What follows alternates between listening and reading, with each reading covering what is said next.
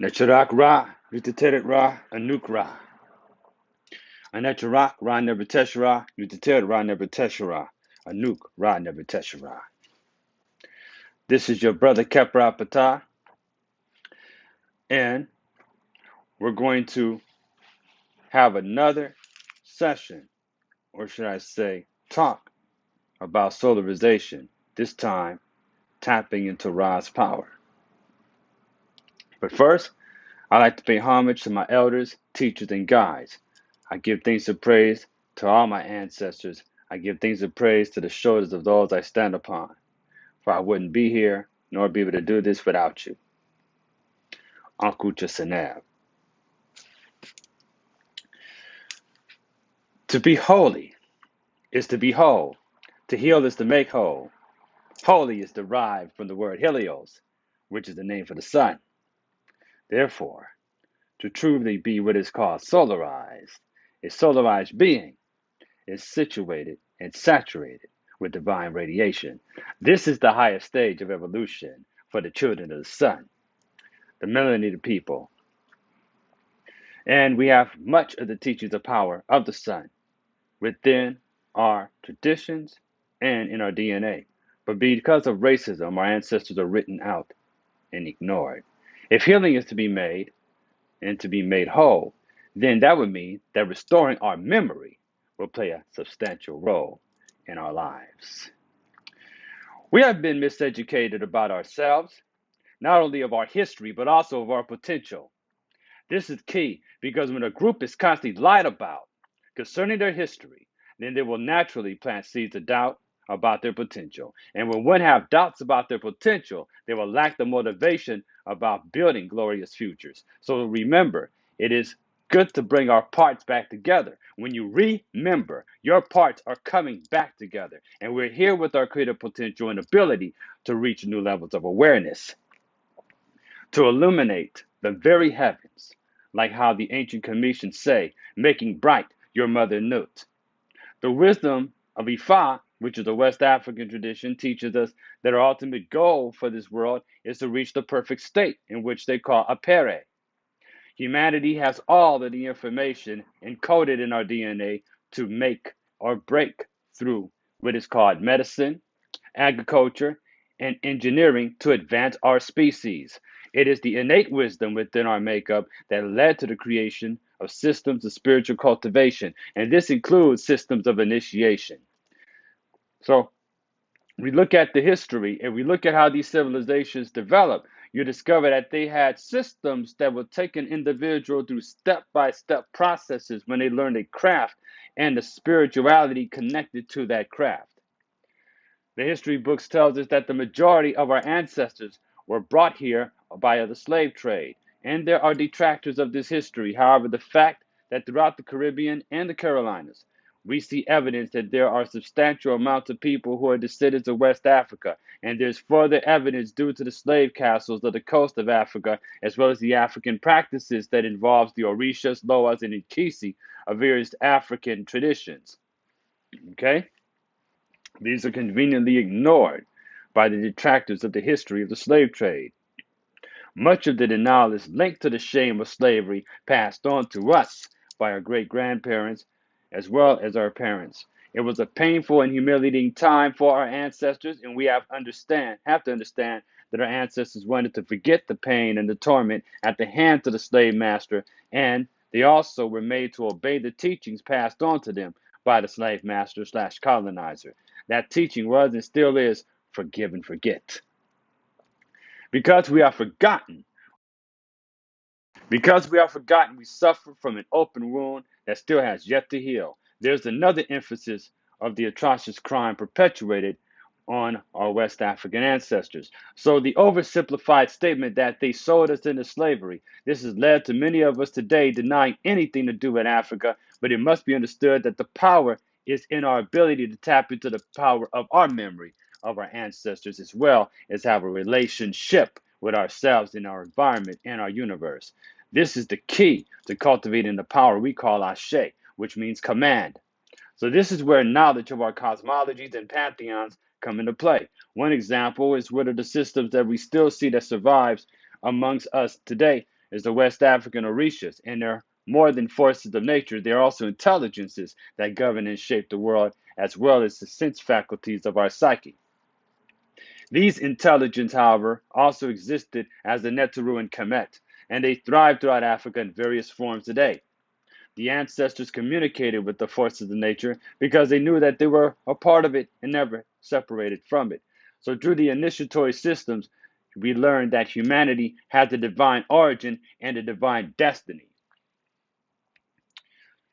Initiation was a method used by the ancients up into present day to awaken our divine essence, our divine sense faculties, and bring us into our godly qualities. Also, the cultivation of hypokinetic energy, which is called ashe. Ashe is the power to command what we want to happen, and it happens. Ashe is cultivated through prayer, ritual, song, dance, meditation, sacrifice, so forth. Therefore, I say the Kemetic word or phrase, Du Ra keft ubeneft kut atet in pet. Praise be to Ra when he rises in the eastern region of heaven. Perdim Heru, book of coming forth by day from night. The Shepsu, the ancient ones, appeared to see that the sun was just more than just a symbol of veneration and worship. They understood it to be the symbol of the Lord of the solar system, as well as an intelligence that blessed this planet with life. The sun has been venerated as Ra to the Kamal, Surya to the Hindus, Orun, and sometimes Olofi to the Yorubas, and a plethora of stories surrounding it as an anthropomorphic being, man-like being, who often goes through a virgin birth as well as a death and a resurrection. This remains persistent throughout the history stemming from the ancient world. We have not only humanized the sun, we have deified it as well. Why would the ancients create such a story like this throughout the ancient world? It's because the sun represents the ultimate influence on the world, the power to sustain life. In ancient Kemet, Ra, the spirit of the sun, was referred to as the Ankh, Ucha Seneb, that is, one who is life, strength, and health. The sun sustains the world with photonic particles in which we ourselves absorb as food. Yet, it is the sun that raises matter in its rarefied state, and it's essential to raise all of us to a higher level of consciousness. And like the sun in the sky, the human can also become a shining one. We can become beings that emit so much light that darkness on all levels flee from us. And we are indeed solar beings, children of the sun. We activate the spirit of the sun within us, and it moves up the spine like a fiery serpent, burning away all forms of impurity. Rather or not, the average person knows this. The sun, whose light pervades the heavens, has major effects on our minds and bodies. Our sun is composed of mostly plasma. There are four states of matter, which are solids, liquids, gas, and plasma. Gas and plasma representing a rarefied state of matter and being. It is Ra's embodiment as the sun that activates our vitamin D, and it serves us well to meditate on the rays of the sun. The sun activates the production of serotonin, which you need in order to function. When the production of serotonin has been compromised, it causes illness and depression. In fact, vitamin D is also necessary for strong bones. In the African tradition, the bones are linked to the ancestors. It is said that Ra, the spirit of our sun, travels to Duat, the universe, and survives by going through many transformations. And these are the teachings that speak on the planetary shift as it fits is one main event. However, there are lunar, solar, and planetary shifts happening all the time. Our Earth, with us on it, constantly being bombarded with solar particles. They go right through us, affecting us, changing us, transforming us. The ancients knew about an all pervading force, in which today we call the electromagnetic field. Like the sun, the human body also generates heat. The human body is a conductor of Ra's energy. The life force is indeed Ra and functions as the internal solar sexual energy that keeps us alive and creative. We are all emanations of the life giving energies of Ra.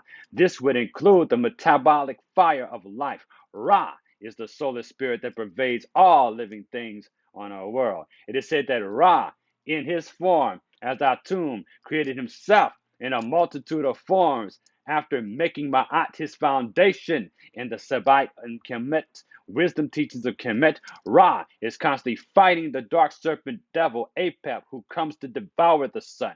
Apep manifests in our personal lives when we break too many spiritual laws. Apep is defeated by living the law and cultivation of the life force. We, as the Ramach humans, are Atum collectively. Humanity and all living beings make up the collective experience of consciousness.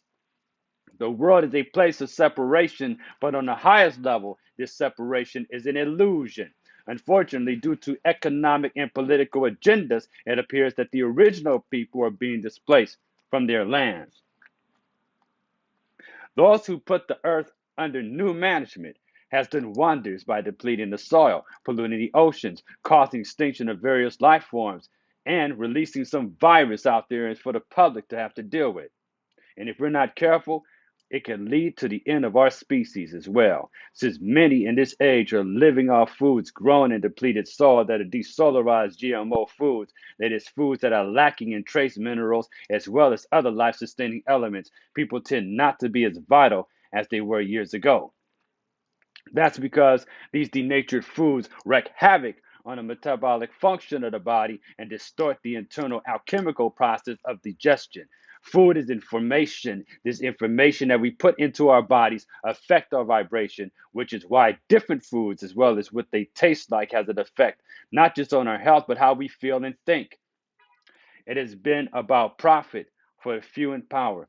Yet the whole planet appears to be suffering because of greed and selfishness. But it goes beyond that because you're dealing with people who are psychologically imbalanced who want to control everything. They have an agenda and they want to play God. That's what it is all about. So it's not that prosperity is a bad thing at all. It's understanding the nature of Ma'at, which is being in harmony with the checks and balances of our universe. So I was just going to do this short one on solarization, family. We're going to talk a little bit later. I got some more to share with you. But until then, I like to say peace and blessings, family. Uncle Chisinab. And if you're interested in further videos, please go to my YouTube channel, like and subscribe. I'm out. Hatap Uncle Chisinab.